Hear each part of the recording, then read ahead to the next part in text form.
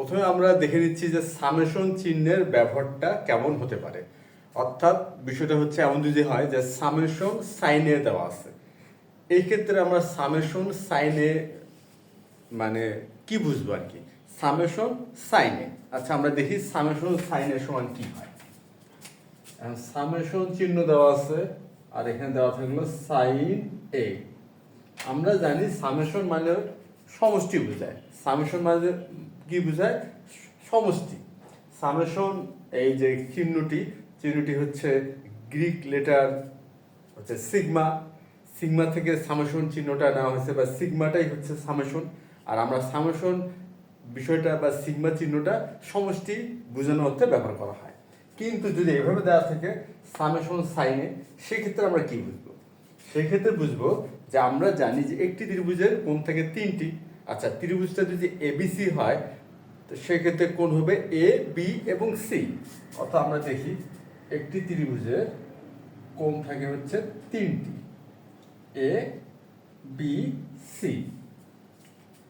এখন কথা হচ্ছে এখানে সামেশন সাইনে দেওয়া আছে, এটা থেকে বুঝবো যে এই যে ত্রিভুজটা এবিসি একটা ত্রিভুজ, এই ত্রিভুজের তিনটি কোণ এ বি সি, এই তিনটি কোণের সাইন অনুপাতের সমষ্টি কেই আমরা সামেশন সাইনে দ্বারা চিহ্নিত করতেছি। বিষয়টা কি? অর্থাৎ সামেশন সাইনের সমস্যা আমরা লিখতে পারবো sine A plus sine B plus sine C. এটাই হচ্ছে সামেশন সাইনের সমান আমরা এটা লিখে থাকি বা বুঝিয়ে থাকি যে কি সামেশন সাইনে মানে হচ্ছে sine A plus sine B plus sine C. অর্থাৎ একটি ত্রিভুজের যে তিনটি কোণ, এই তিনটি কোণের সাইন অনুপাতের সমষ্টি। সুতরাং যদি সামেশন ট্যান এ দেওয়া থাকতো সেক্ষেত্রে আমরা বুঝতাম tan A plus tan B plus tan C. এখানে একটা মজার বিষয় আছে, যদি কখনো আমরা দেখি সামেশন সাইন বি দেওয়া আছে, এমনও থাকতে পারে যে সামেশন সাইন বি দেওয়া আছে, এই ক্ষেত্রেও কিন্তু আমরা বুঝবো যে ত্রিভুজের তিনটি কোণের সাইন অনুপাতের সমষ্টি। অর্থাৎ সামেশন সাইন বি দেওয়া থাকলেও আমরা বুঝে নিব যে এটা আসলে বোঝানো হচ্ছে sine A plus sine B plus sine C, এটাই বোঝানো হচ্ছে। ঠিক যদি সামেশন সাইনে সাইন সি দেওয়া থাকে, এটাও থাকতে পারে সামেশন সাইন সি। এই ক্ষেত্রে আমরা বুঝবো যে sine A plus sine B plus sine C.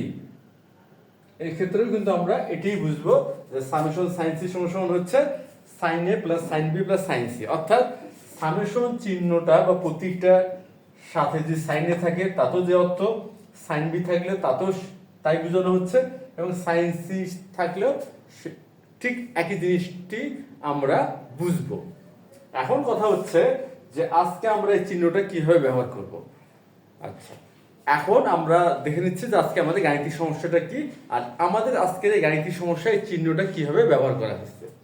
আজকে আমাদের গাণিতিক সমস্যাটা হচ্ছে এমন, এখানে দেওয়া আছে cosec A plus cosec B হবে এটা কোসেক বি।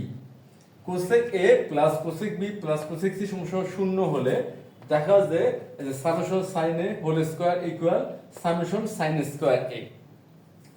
আমরা বুঝলাম যে সামেশন সাইন এ থাকলে sine A plus sine B plus sine C হয়। এখন এখানে আছে কি summation sine A whole square, অর্থাৎ এখন সামেশন সাইন এ আমরা দিয়ে হোল স্কয়ার দিলাম। এটা বুঝার এই যে summation sine A whole square আছে, এটা দ্বারা যেটা বোঝানো হচ্ছে কি যে তিনটি কোণের সাইন অনুপাতের সমষ্টির বর্গ। ত্রিভুজের তিনটি কোণের সাইন অনুপাতের সমষ্টির বর্গ বোঝানো হচ্ছে কিন্তু এটা যে sine A plus sine B plus sine C whole square. আর summation sine square A, summation sine square A মানে বোঝানো হচ্ছে sine square A plus sine square B plus sine square C. Summation sine square A সমান এটা বোঝানো হচ্ছে যে এই যে তিনটি কোণের সাইন অনুপাতের বর্গের সমষ্টি। আচ্ছা, এই তো গেল সামেশন চিহ্নের ব্যবহার, এটা আমরা বুঝলাম। এখন আমরা স্বাভাবিক যে ধারণাগুলো আছে বা সাধারণ যে ধারণাগুলো আছে ত্রিকোণমিতির, সেই ধারণাগুলো ব্যবহার করে আজকের এই গাণিতিক সমস্যার সমাধানটি করব। আমরা তাহলে এখন সমাধানটা শুরু করি। আজকের আমার সমাধানটা করার চেষ্টা করব যে রাশিটির একটি মান দেওয়া আছে, অর্থাৎ cosec A plus cosec B plus cosec C সমান সমান 0। আমরা এই মানটি বা এই রাশিটি ধরে এই প্রমাণটি করার চেষ্টা করব। তাই এখানে যেটা দেওয়া আছে cosec A plus cosec B plus হচ্ছে কোসেক সি সমান সমান 0, বা আমরা জানি কোসেক অনুপাতের বিপরীত অনুপাত হচ্ছে সাইন, অর্থাৎ কোসেক এ সমান সমান লিখতে পারবো আমরা 1/sin a। তাই শুধু আমরা লিখি 1/sin a plus cosec B, শুধু আমরা লিখতে পারবো 1/sin b। এটা হলো কোসেক সি, আমরা লিখতে পারবো 1/sin c ইকুয়াল 0, বা এখন আমরা ভগ্নাংশে যোগ করব। sin a sin b sin c লসাগু কি হবে, যেহেতু এখানে কোনো মিল নাই হরগুলোর মধ্যে, সুতরাং আমরা এটা এই তিনটি অনুপাতকে গুণ করব, অর্থাৎ হবে কি sin a into sin b into sin c 0 লিখলাম। এখন আমরা দেখি এই যে লসাগু হলো এটা, লসাগু আমরা প্রথম ভগ্নাংশের হর দ্বারা ভাগ করব, সুতরাং আমরা পাবো ভাগফল কি পাবো sin b into sin c, 1 এর সাথে গুণ করব, এখানে আমাদের হবে sin b into sin c plus, আচ্ছা এটা আমাদের আরেকটু বড় লাগবে। তারপরে হচ্ছে sin b, এটা দিয়ে আমরা লসাগুটাকে ভাগ করি, ভাগ করলে আমাদের আসবে হচ্ছে sin a into sin c, আর 1 এর সাথে গুণ করলে হবে sin a into sin c। এখানে sin c আছে তৃতীয় ভগ্নাংশের হর, সুতরাং sin c দ্বারা যদি আমরা ভাগ করি আমরা পাবো sin a into sin b, 1 আছে সেক্ষেত্রে এখানে হবে sin a into sin b equal হচ্ছে 0। এখন যদি আমরা r গুণন করি, এখানে আমরা 0 নিচে একটা 1 ধরে নিতে পারি, সুতরাং r গুণন করলে sin a into sin b into sin c সাথে 0 গুণ হবে, আর 1 এর সাথে হবে এই যে এই লবটা, অর্থাৎ sin b into sin c plus sin a into sin c plus sin a into sin b, এটা গুণ করব। সুতরাং আমাদের হচ্ছে এখানে sin, আমরা sin b into sin c plus sin a into sin c plus sin a into sin b equal 0। 1টা আমরা বোঝার সুবিধার্থে লিখছিলাম, আমাদের কাজটা হয়ে গেল। এখন আমরা যেটা করতে পারি উভয় পক্ষকে 2 দ্বারা গুণ করতে পারি। এখন কথা হচ্ছে উভয় পক্ষকে আমরা 2 দ্বারা গুণ কেন করব। আচ্ছা, আমরা ত্রিপদী রাশির বর্গ নির্ণয়ের সূত্র জানি, সেটা হচ্ছে কি ত্রিপদী রাশির বর্গ নির্ণয়ের সূত্র। আচ্ছা আমরা দেখে নিচ্ছি ত্রিপদী রাশির বর্গ নির্ণয়ের সূত্রটা কেমন, যে a plus B plus C whole square সমান হয় a square plus B square plus C square plus 2 into A B plus BC plus C A. এটা হচ্ছে ত্রিপদী রাশির বর্গ নির্ণয়ের সূত্র। আচ্ছা, এখান থেকে আমরা অনায়াসে 2 into A B plus BC plus C এর মানটা বের করে নিতে পারি। সেটা কি হবে? আচ্ছা, এটা হবে এরকম 2 into A B plus BC plus C A equal হবে A plus B plus C whole square minus A square plus B square plus C square. আচ্ছা, এই যে আমরা একটি অনুসিদ্ধান্ত পেলাম, সেটা হচ্ছে 2 into A B plus BC plus C equal A plus B plus C whole square minus A square plus B square plus C square. এখন আমরা এইটা একটা খেয়াল করে দেখি, এই যে A B BC C A আমাদের কিন্তু মোটামুটি এই ফর্মেটটা চলে আসছে।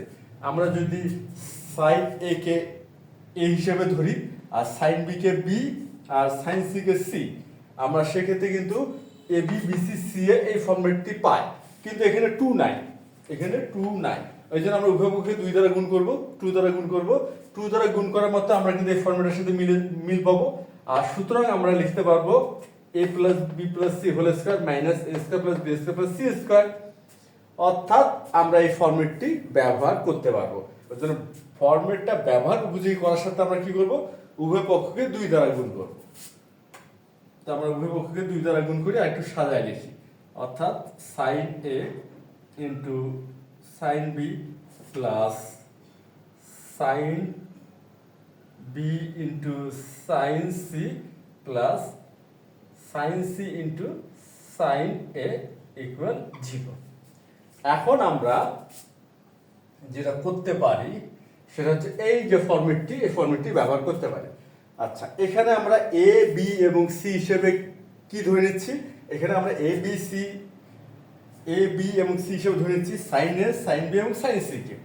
সুতরাং আমরা লিখতে পারি যে sine A plus sine B plus sine C whole square minus A square, অর্থাৎ sine square A plus sine square B plus sine square C equal 0। আমরা এটা লিখতে পারি। আচ্ছা, এখন আমরা সাইড চেঞ্জ করতে পারি অনায়াসে। এই যে মাইনাসটা আছে এই পাশে গেলে হবে প্লাস। আচ্ছা, তার আগে আমরা আরেকটি কাজ করে নিতে পারি।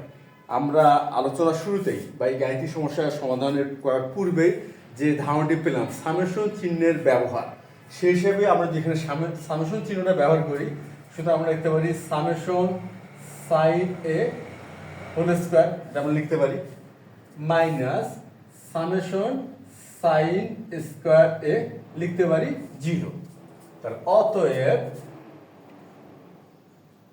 Summation sine A whole square equal side change করলাম, তাহলে সামেশন সাইন স্কয়ার এ।